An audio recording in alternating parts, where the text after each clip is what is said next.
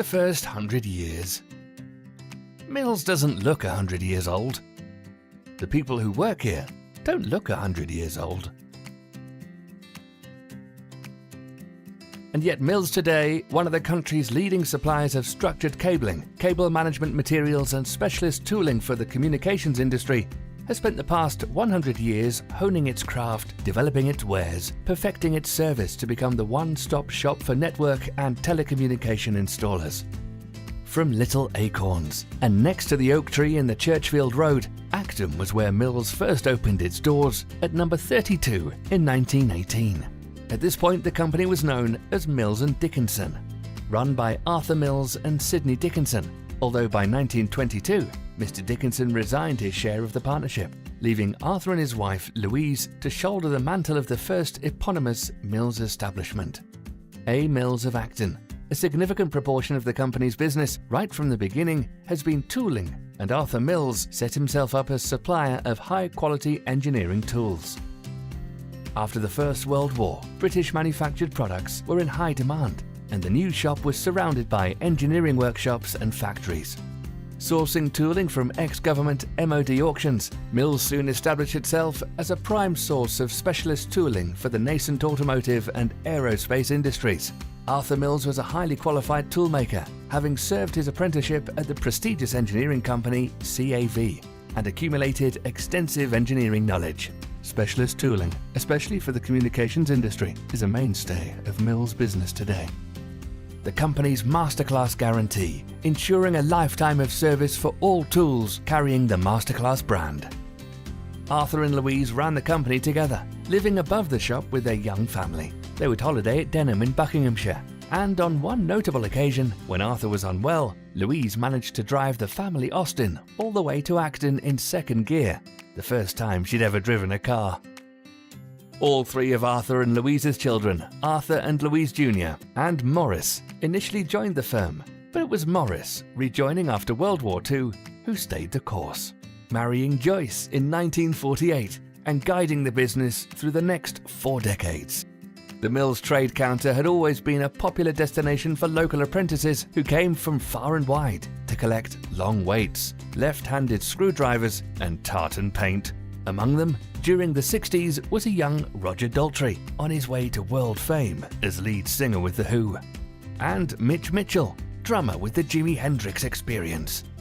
The trade counter even supplied the inmates' workshop at Wormwood Scrubs, often receiving orders for files and hacksaw blades. The trade counter is very much a part of Mills today, offering a collection point for network installers from all over London. Current Managing Director Jerry Mills, one of Morris and Joyce's 3 offspring, joined the firm in 1977, but there was a lot to learn and 20 years to pass before he took the helm. By the beginning of the 80s, times were changing.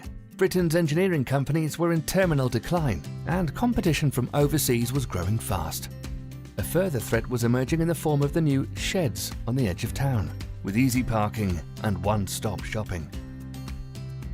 Faced with a survival crisis, Morris, Jerry and their team decided that if UK manufacture was at an end, Mills should again focus its attention on specialist tooling for the service, maintenance and aftermarket industries.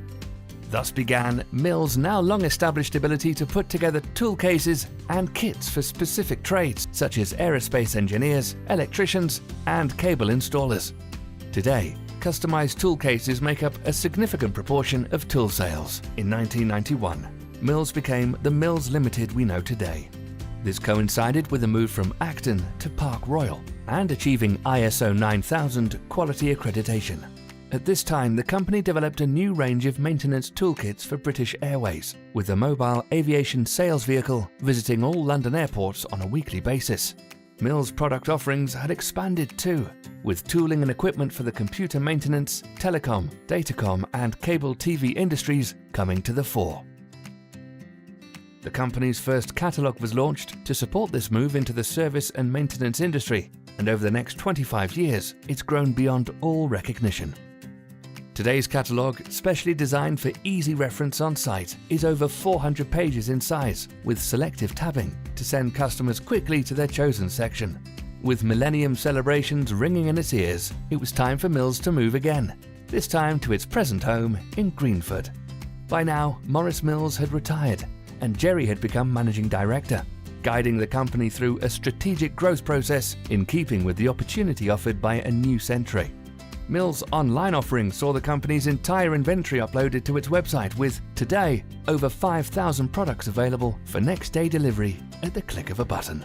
An extensive range of cable management products is now available for the Datacom and Telecom installer. In 2007, after 2 years of intensive research, Mills launched Fusion, an altogether better range of structured cabling, cabinets and fiber optic products, combining time-saving features with cost-effectiveness and top quality. Next came overground and underground tooling and equipment for the telecommunications market. By now, Mills' specialist products and exceptional service had attracted distributors from all over the world, and the company now exports to Cyprus, Malta, Montenegro, Romania, Lithuania, Iran, Egypt, South Africa, and the Caribbean, among others. Closer to home, such expansion in products has necessitated an expansion in facilities, as Mills moved inexorably along Fairway Drive, adding 2 new units to its head office premises. Another recent development is Mills' showroom and training academy, where examples of all product ranges are on permanent display.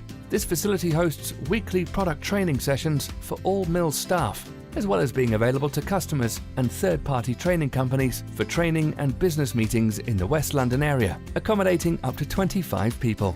Now another Mills has entered the business. Jerry's son, Elliot, represents the 4th generation of this enterprising and entrepreneurial family. The future of Mills, both the family and the organisation, is secured for many years to come. The next 100 years has just started.